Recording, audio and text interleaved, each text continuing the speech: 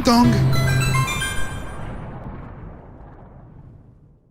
Hello everyone, sorry for all the delay, but let's get started with speed paint. But before that, I just want to give you a quick note that I'm going to be doing 2 videos, meaning that I'm going to be doing the next speed paint, and the next one is going to be a lot of characters with red hair in the red hair day contest for results.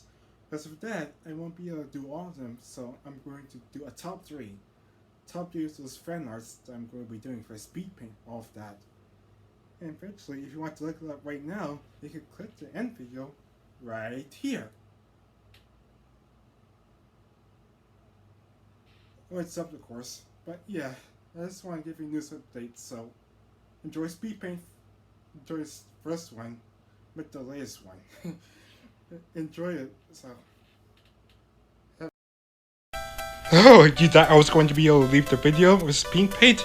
Oh, actually no, I'm actually doing a speed paint of me and Taylor Gamble taking a walk.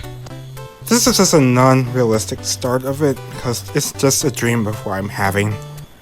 Always a good dream to have, really have your greatest things that ever want.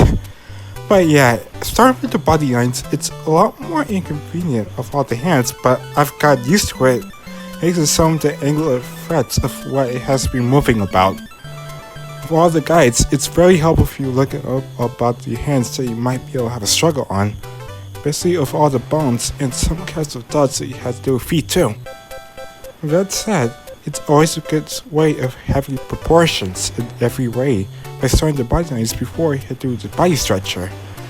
Going more for emphasis of experience has a lot of thrills and a lot of taste if you had to feel like you're ready for something active. And speaking of that, doing the hands right before the stretch of that can give you lots of guides of where its movement's about. Just like some of the anime has to do a lot of the animation style.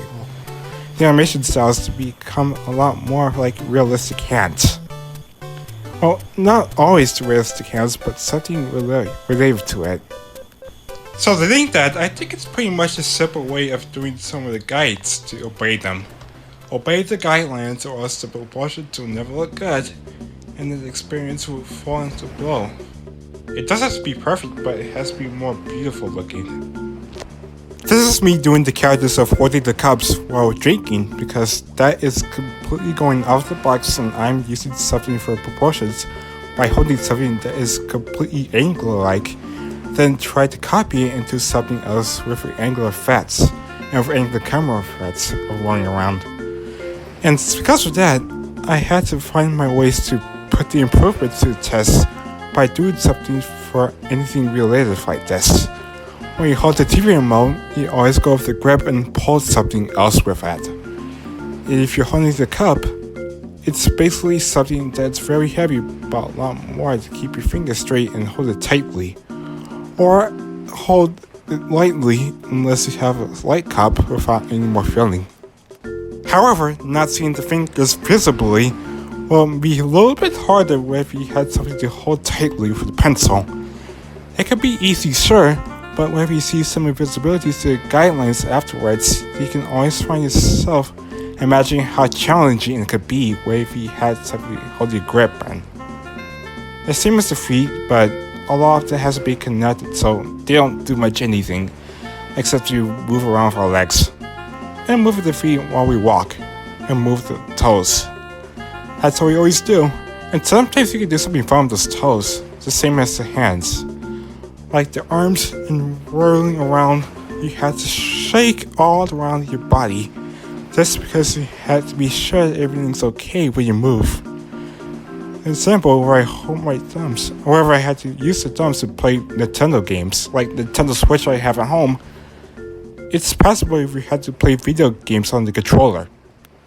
The same thing can be said with the TV remote, but it doesn't really do much. You can use it by adjusting the volume, or the screen resolution, the color palettes, and the color luminosity.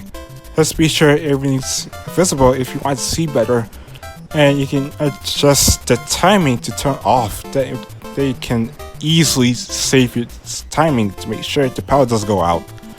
So in that sense, you won't burn up your screen. That's our sense. A lot of things can also be said where it's easy to do a lot of wavelengths too, as well as some rocks. There's nothing else to say about it, because you have to visually see how much it goes for that you want it to be related to reality. But there's nothing to say about that much, so all of that has to be a lot of things to be there. And I'm putting a lot of characters up from shows that could give them a lot of Easter eggs, or some of the cameos which have never been there before. So, spoiler warning, you're going to see the next video. They've placed it there for fan art.